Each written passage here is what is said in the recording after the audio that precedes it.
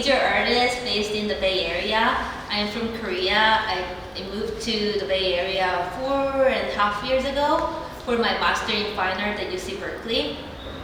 And currently working and living in SF.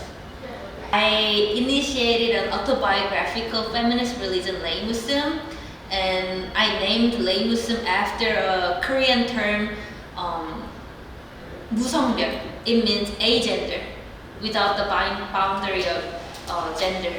For me, like Heesoo practices some kind of religious practice to transform my life to feminist from patriarchal life. Yeah. So I create all the rituals, creating like videos and like 3D models of my female ancestors and making games and images. So all of the practice are part of my ritual to visualize and develop my utopian world with my ancestors and the community members. At first time, I didn't plan to start a new religion. I just tried to parody and tried to criticize the Catholic Genesis, which I forced to follow from my family because my family was really sincere Catholic.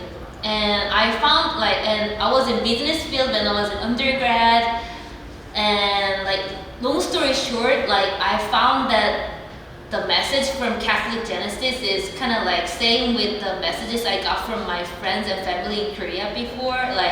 Whenever I question some patriarchal family rituals or patriarchal or misogynist ideas around me, people around me told me why do you question?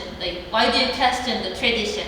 Just follow it. Why do you make everyone's life harder or make some trouble? But actually, that was the same reaction I got from my grandma. Whenever I asked some question about the Christian, Catholic Bible, she asked me, she said, don't question about it, just believe it.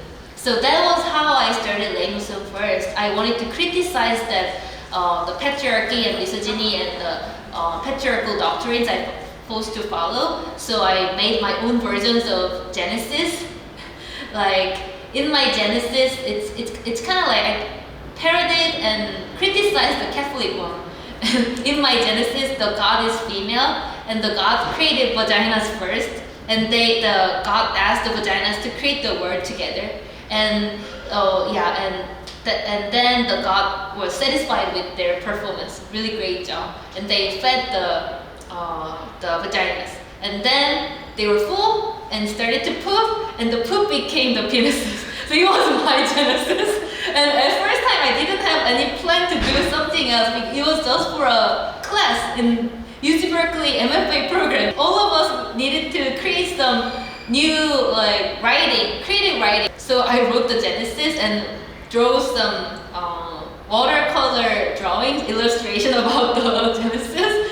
And I remember I got really positive feedback from the courts, and everyone was and I had some performance too.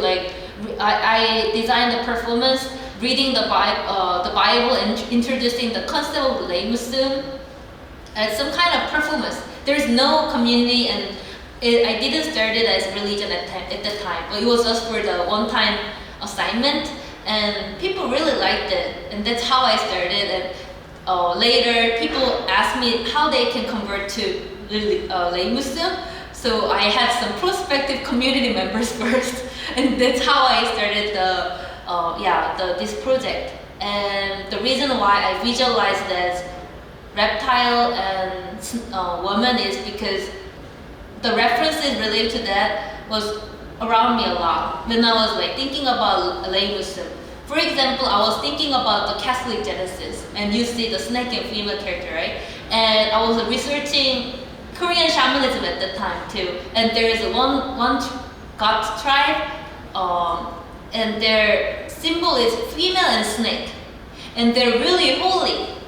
So I was thinking about how snake and woman are represented in Catholic and shamanism in different way. In Catholic they're really harmful. They're the reason why we left the utopia, But in Korean shamanism, they're really spiritual beings. And also I was taking some ceramic class And it was my first time to make ceramics. And the instructor, Kari, told me I can use any objects in the ceramic studio to make some experimental texture on the ceramics. And there was some alligator toy.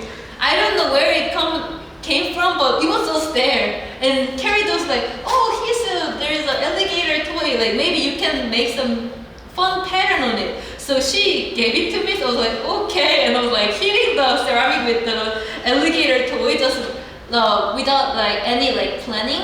But it was really great, and I could make some weird like texture on it. So like I was using the small like alligator toy, so there are a lot of like references and inspiration around me. And yeah, but the biggest inspiration is the difference between Catholic and Korean shamanism, how they are representing the snake and woman.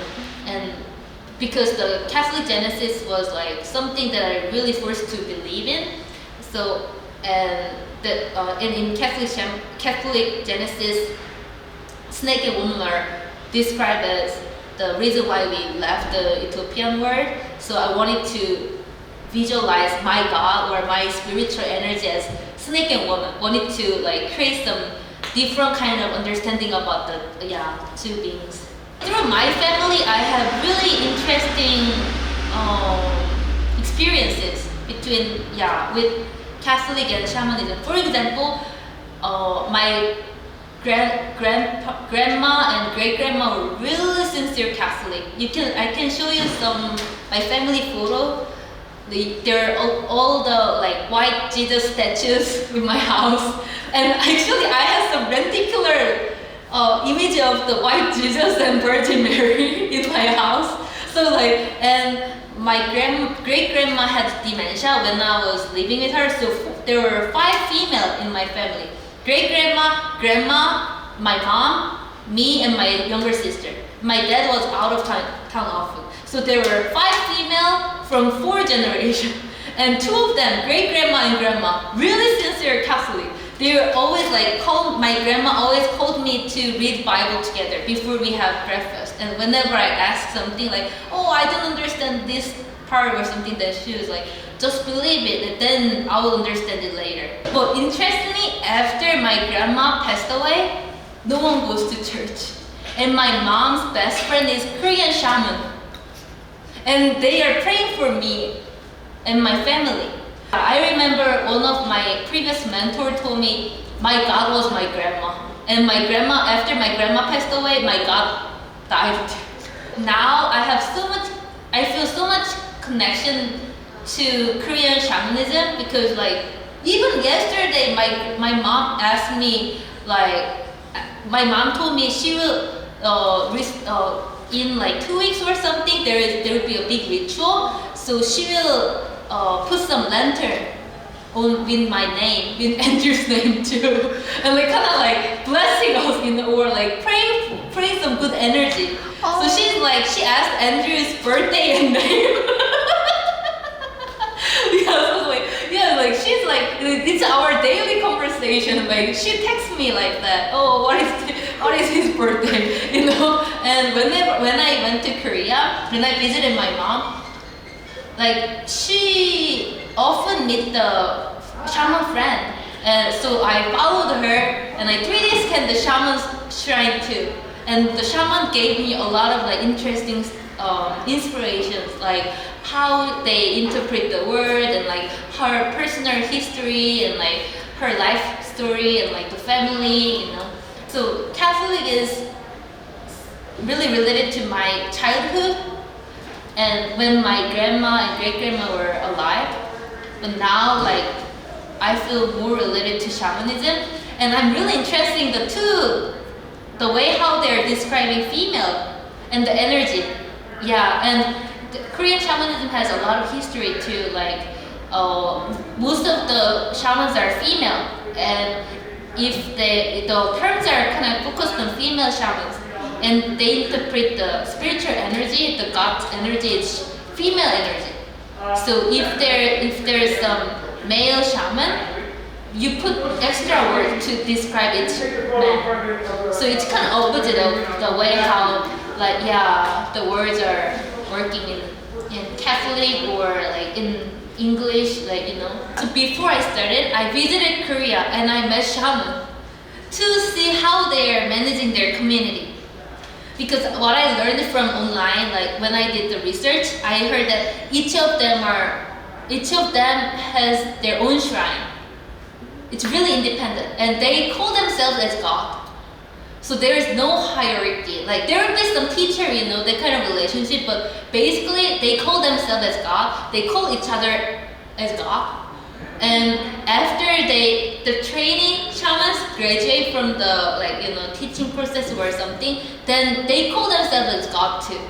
So, but in Catholic there is a lot of hierarchy, and it's really like there is some and there's the system, the pyramid system, So for me, like the structure of the community in Korean shamanism and the system was really inspiring, because eventually what I want for the lay Muslim community members I want them to initiate their own versions of shrine and be independent and just talk about their family history and their own lives. So I got really inspired by the way how they're managing the structure, but also like when I 3D modeled my ancestors, I got inspired by Korean shamanism, because in Korean shamanism, each shamans have some destiny, different destiny. Like when the God spirit will come to you, like around 10 or like around 30, all different. And when the God spirits are coming to you, they come sooner and to kind of watch you and being around you.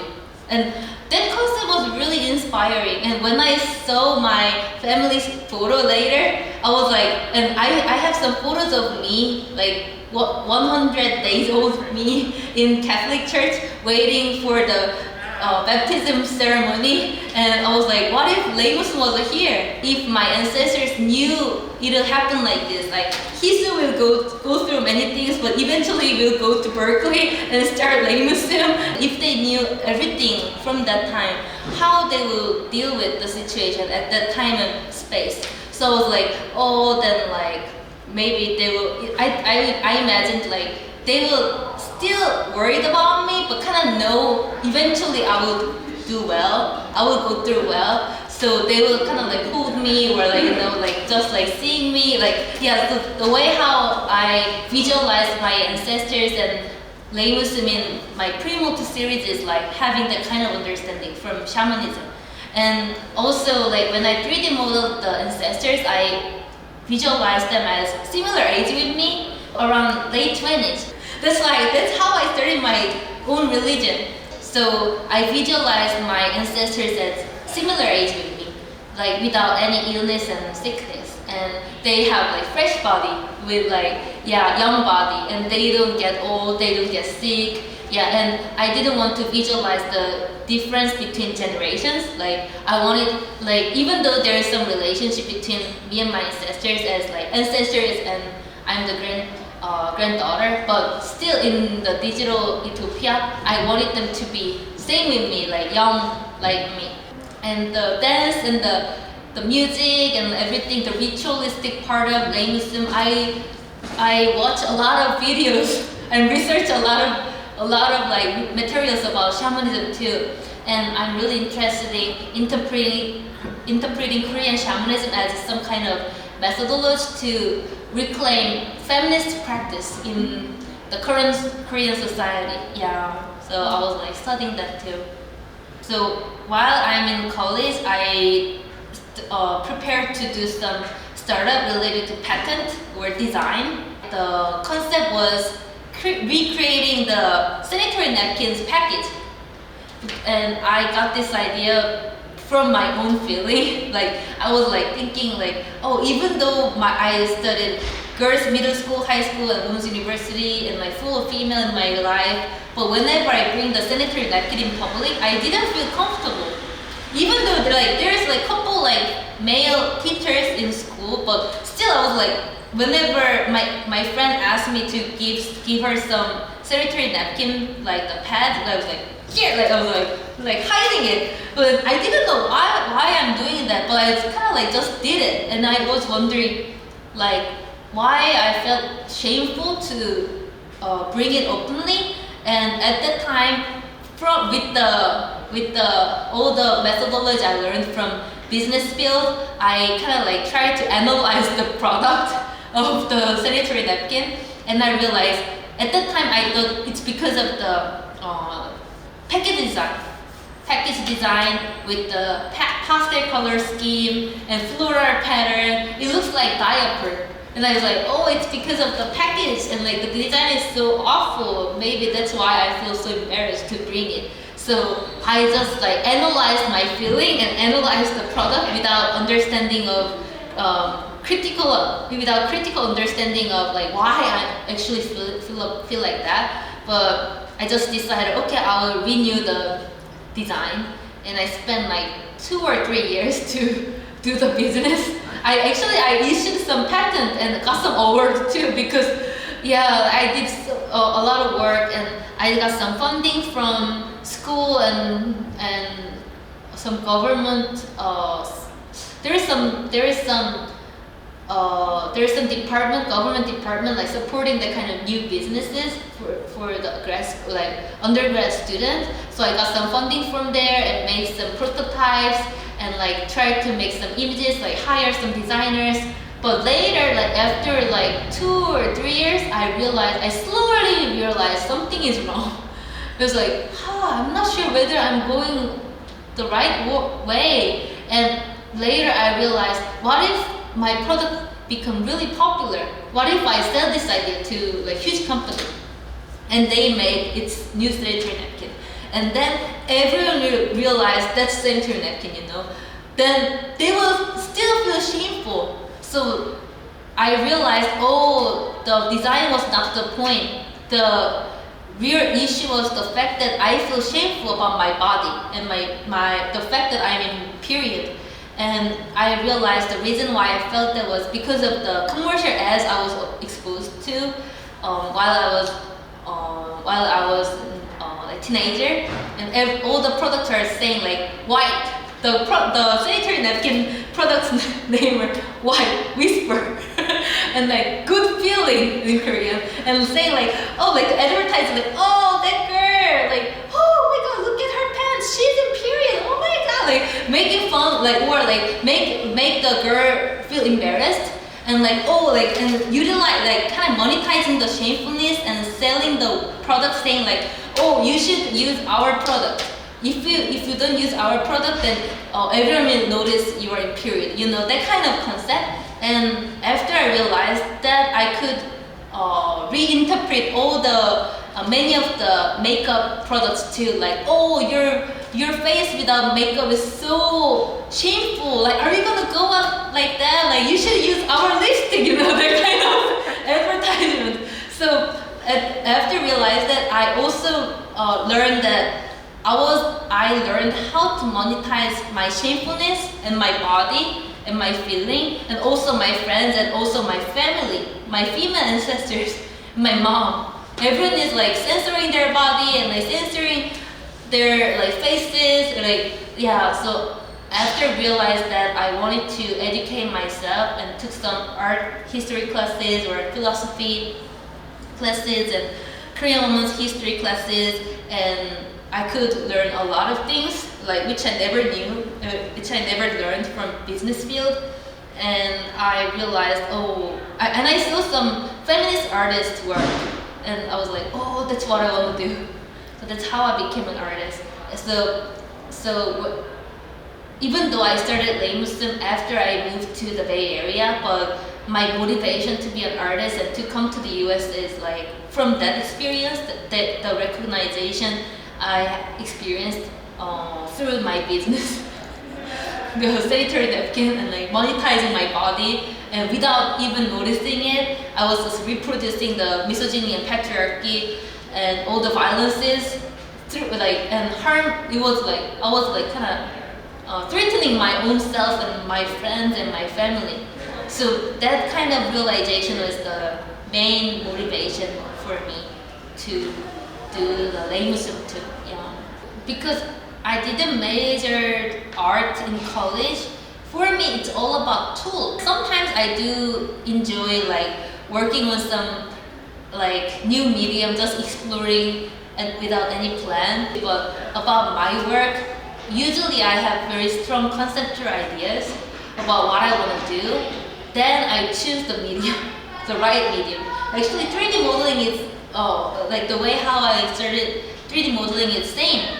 I wanted to like reimagine my family history in the family own home video, and I wanted to go inside or wanted to see myself hanging out with my ancestors. But many of them are passed away already, or they are in Korea. I don't have any access. And that's how I started to think about the digital space as my utopian realm, to meet all of them and like see their second lives without limit of time and space.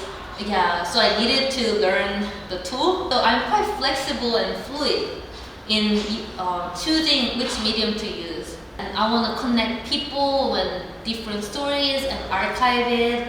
Yeah, so even though my main medium is digital medium and I use 3D modeling and like videos a lot, but it's not about sci-fi fiction. It's all from my family and myself, and all the people in my videos are the real people, my family or the community members, or the even like sometimes I do create some 3D model like imaginary space, but it's not. It's based on my memories. By using the digital tool, I'm blurring the boundaries of the past, present, and future in my utopian world, and also like the border of borders between the physical spaces and the times. I try to invite many people, and it's not about like I want to show this variety. It's more about like I want to give them space to show them and to present their work. Yeah, and or to be connected to more people. Yeah, so when I was working on the ceremony event and like my residency here, I think this space and myself is some kind of medium, like shaman, connecting my different communities through me. Like connecting the neighbors and residents here, but also like Lay Muslim community I met from Berkeley, like Vanessa, or like some people from like different countries or different states. Yeah, and my ancestors too, and like their ancestors too. So this space is some kind of portal, like hub. I'm connecting many people. Yeah, for me, art is my religious practice, like building my utopia. I'm interested in creating utopia. So I have vision, connecting my ancestors and the community members and their ancestors too, and reimagining our family history and like the different time and spaces and connecting them together. So Lay Muslim is my rituals to realize that dream, and I think technology is my main tool to realize the dream. Like because there's so much like limit of the physical spaces and borders and time, But in digital world, there's no limit. So we can hang out all together. They can be existing in the same famous metaverse together. So that's my tool. So I imagine myself as shaman connecting Lay Muslim utopia in the real world, but also connecting many people through me, through Lay Muslim practice. I'm really excited to see really amazing people to be connected through me. I'm really into that. And actually, there's a really fun story. I think if I wasn't in Berkeley, I would never start Lay Muslim because Professor Alan D'Souza, he is a really amazing mentor, and he's the one who gave me the idea for the first time. Because before I started Lay Muslim, I was like, still I had some vision about building a fantasy world, but I didn't describe it as religion at all. And I was like, oh, Alan, I want to do blah blah. I want people to feel in some way, and I want to do something with people. I was like talking about it, and Alan said, Heesoo, what you're talking is religion. And at first I was like, what? I hate religion.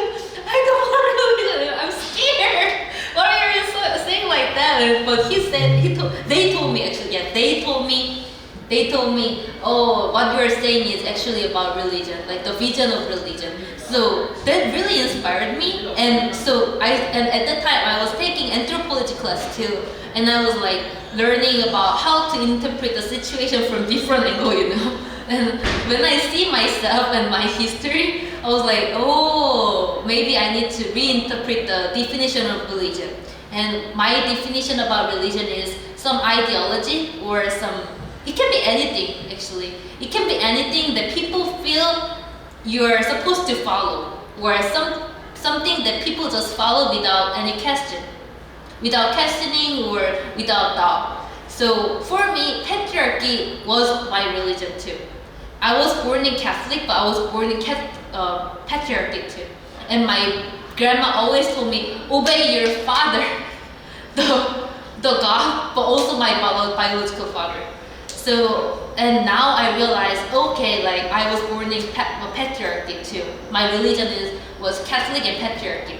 And I saw some article, I read some article through anthropology department, and I forgot the professor's name, but there is some article saying the religious rituals or religious practices actually change your way to feel about your environment and your daily life.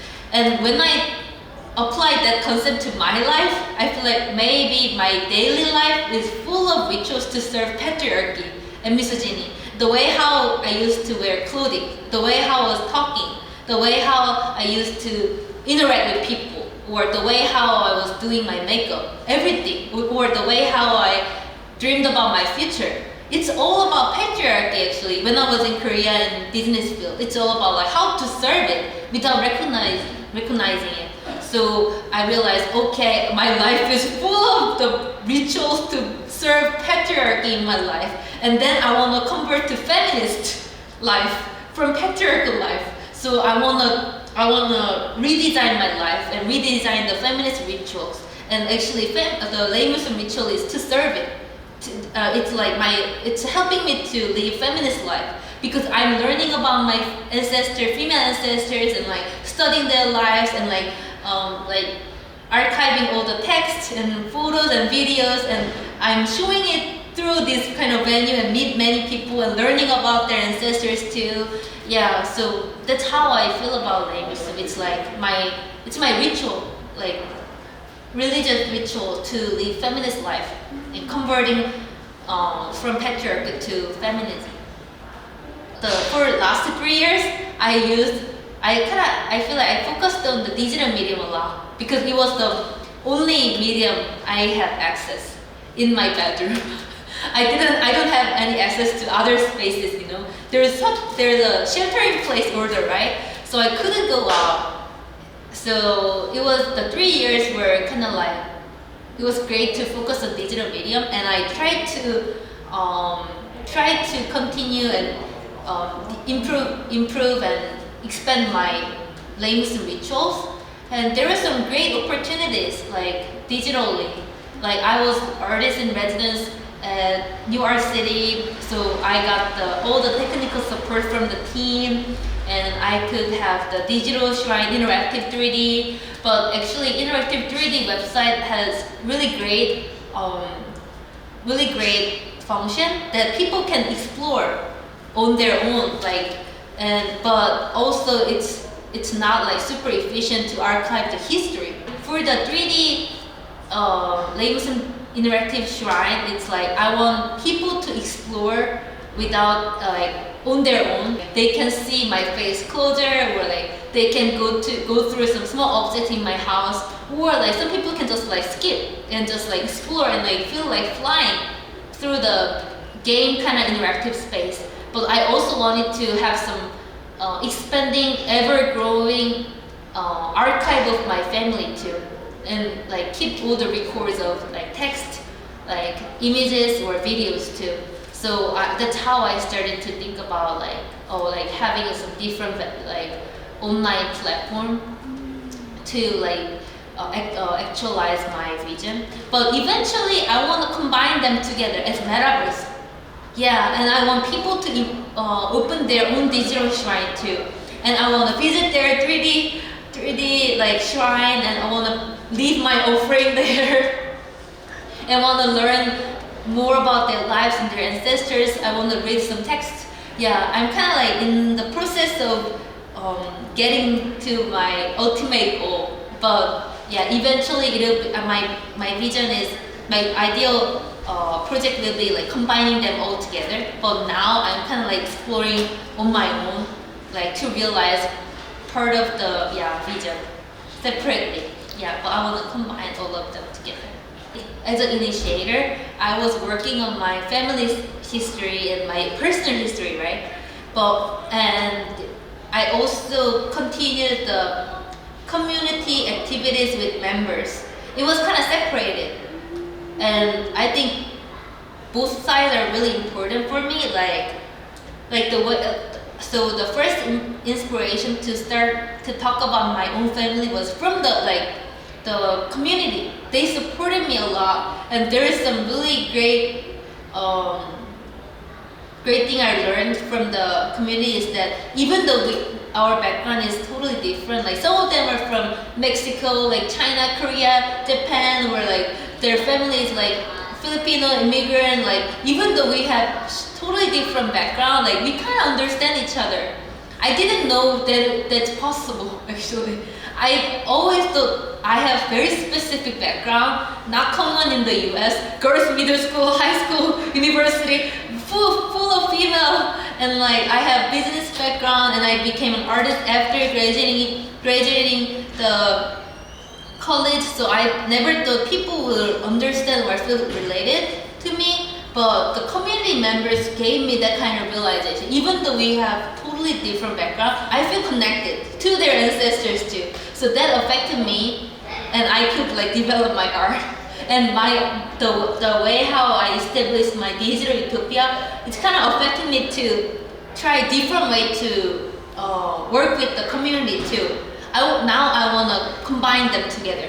Yeah, my ancestor side in the digital world and my community in the physical world. So I'm kind of trying to reach the two different worlds. The level of engagement is totally depends on, it's up to the members. People can convert to lay Muslim if they understand and agree with my conceptual approach about lay Muslim and the term of the way how I'm using the term of religion. And like it's so if they understand that and want to be part of the movement, they can convert. Then I just accept it, and there's no other obligation actually.